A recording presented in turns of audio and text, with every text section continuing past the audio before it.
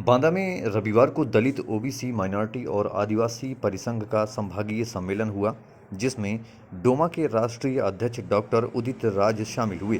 जहां पर इन्होंने मायावती को आरक्षण व संविधान विरोधी बताया, तो वहीं भाजपा की बी टीम भी बताया।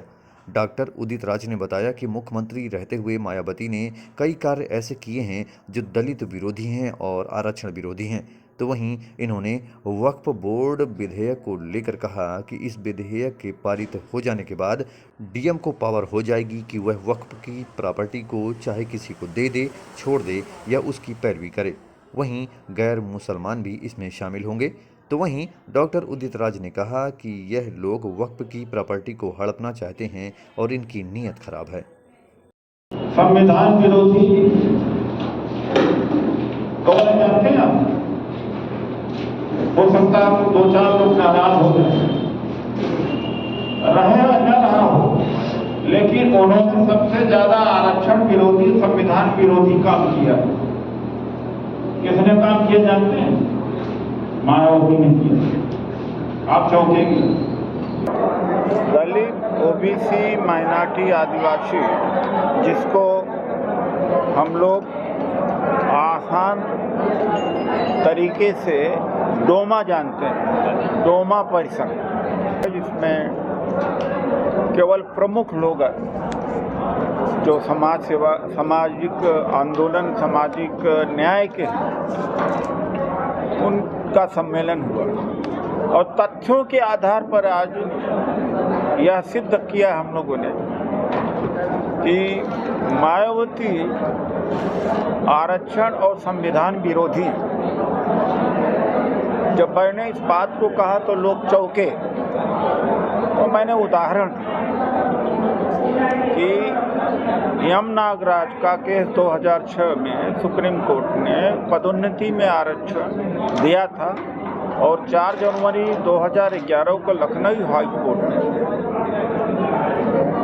पलट दिया उस जजमेंट को। सुप्रीम कोर्ट के जजमेंट को हाई कोर्ट का जजमेंट पलट सकता ही नहीं, लेकिन मायावती उस समय मुख्यमंत्री थे।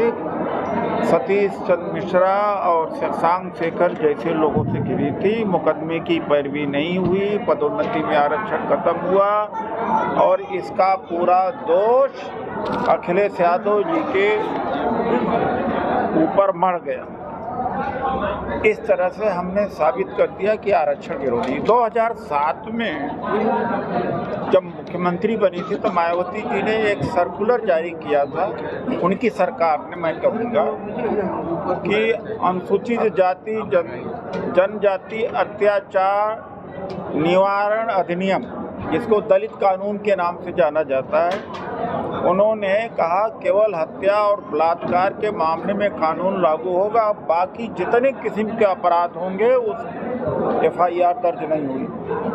तो संवैधानिक था अधिकार।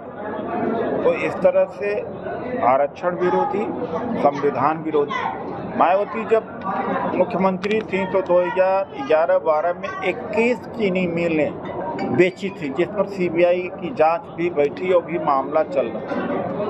21 चीनी मिलें और बनानी चाहिए थी अगर वास्तव में दलितों का भला करना चाहती थी, ओबीसी का या बहुजन समाज का, बल्कि 21 चीनी मिल इन्होंने बेच दी। इन 3 तथ्यों के आधार पर मैं ये पूछना चाहता हूं सवाल मायावती जी से कि तीनों का जवाब दीजिए कि आप आरक्षण विरोधी, संविधान विरोधी नहीं हैं, आप दलित विरोधी नहीं हैं, आपने दलितों के पीठ पर छुरा नहीं भोंका है।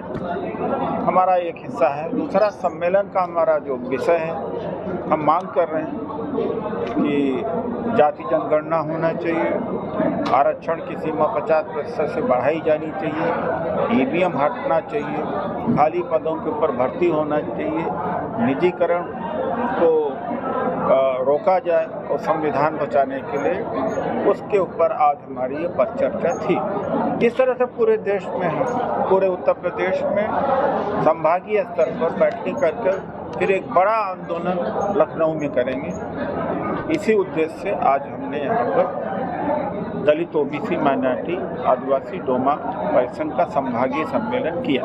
अब डीएम को पावर हो जाएगी, अधिकारियों को पावर हो जाएगा कि वक्फ की प्रॉपर्टी किसी को दे दें, छोड़ दें या उसकी पैरवी करें। दूसरी बात है गैर हिंदू, गैर मुसलमान इसमें इस वक्फ के बोर्ड में होंगे। इनकी नीयत खराब है, ये अनकॉन्स्टिट्यूशनल है। ये वक्फ की प्रॉपर्टी को हड़पना चाहते हैं। आर्टिकल 25 ऑफ इंडियन कॉन्स्टिट्यूशन उसका वायलेशन है। मायावती जी का समझौता एक तरह से हो गया है और योगी जी को हटाना चाहते हैं ऊपर के लोग, तो मायावती जी को बढ़ा करके कुछ सीटें इनको जितवा करके और हो सकता है मायावती को बड़ा पद दे दें। अभी बी टीम है जो मैंने कहा है, मायावती जी बी टीम है, उसका कई सारे प्रमाण हैं।